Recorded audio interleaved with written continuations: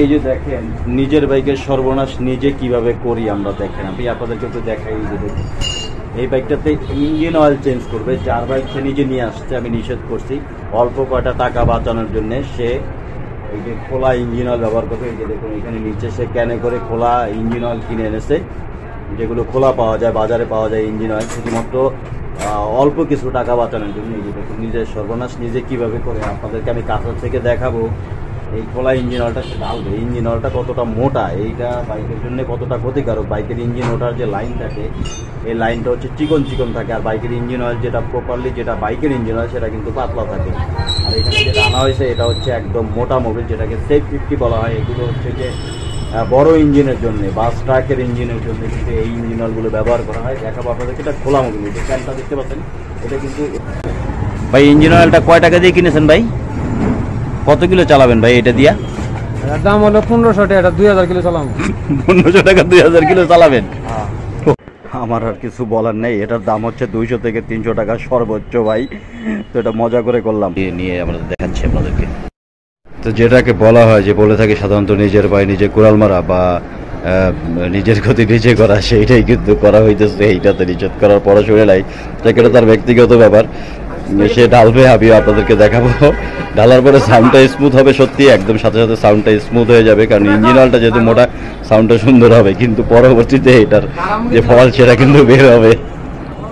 এই ইঞ্জিন অয়েলের ক্যান না, এটা হচ্ছে খোলা লুজ মোবিল যেটাকে বলা হয়, সেটা শুধুমাত্র টাকা বাঁচানোর জন্য এটা আনা হয়েছে।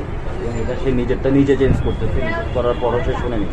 এখন যদি ইঞ্জিন অয়েল হেড সিলিন্ডারে না উঠতে পারে, আর যদি এই বাইকের রিং পিস্টন, এটা এই ইঞ্জিন অয়েল দিয়ে বাইক চালালে রিং পিস্টন 100% সেটা নষ্ট হবে, 100%। যেহেতু রিং পিস্টনের যে ছিদ্র থাকে এগুলো খুবই সূক্ষ্ম এবং চিকন থাকে, এখানে যদি ইঞ্জিন অয়েল না উঠতে পারে তাহলে ইঞ্জিন হিট হয় এবং রিং পিস্টনটা শুকিয়ে দ্রুত ক্ষয় হয়ে যায়, দ্রুত নষ্ট হয়ে যায় এবং সাইলেন্সার দিয়ে সাদা ধোঁয়া বের হতে থাকবে এই ইঞ্জিনে। তো আপনাদেরকে বলে আপনারা কখনোই লুজ ইঞ্জিন অয়েল এভাবে ব্যবহার করবেন না, অল্প কিছু টাকার জন্য কখনো ইঞ্জিনটাকে নষ্ট করবেন না। হচ্ছে অন্য একটা ক্যান, এই ক্যানটাতে আসলে ইঞ্জিন অয়েলটা, খোলা ইঞ্জিন অয়েলটা আনা হয়েছে। আপনাদেরকে একটু ইঞ্জিন অয়েলটা একটু দেখাই, এটার যে ঘনত্বটা যে থাকে সেটা একটু আপনাদেরকে একটু দেখিয়ে দিই। এই যে দেখুন সাইড থেকে, এই যে দেখুন ইঞ্জিন অয়েলটা কত মোটা দেখতে পাচ্ছেন আপনারা হয়তোবা, আমি আর একটু ভালোভাবে দেখাই। এই যে দেখুন ইঞ্জিন অয়েলের যে ঘনত্ব, এটা কিন্তু অনেক মোটা। এই যে দেখুন এটা এখন আসলে এই বাইকটাতে এখন ইঞ্জিন অয়েলটা দেওয়া হবে। এই যে দেখুন এখন ইঞ্জিন অয়েলটা দেওয়া হবে।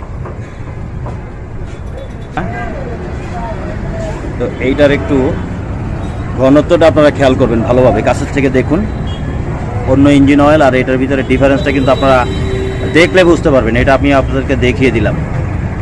এই যে দেখুন এত মোটা ইঞ্জিন অয়েল ঢাললে এটা আসলে বাইকের হেড সিলিন্ডারে উঠতে পারবে না, রিং পিস্টন দ্রুত নষ্ট হবে, বাট অন্য অন্য পার্টসগুলো সেগুলোও কিন্তু নষ্ট হয়ে যাবে। এত মোটা ইঞ্জিন অয়েল আমি নিষেধ করেছি, আমার কথা শোনেনি, তারপরও ঢেলে দিচ্ছে অল্প কিছু টাকা বাঁচানোর জন্য। দেখুন অল্প কিছু টাকা বাঁচানোর জন্য এই কাজটা করতেছে।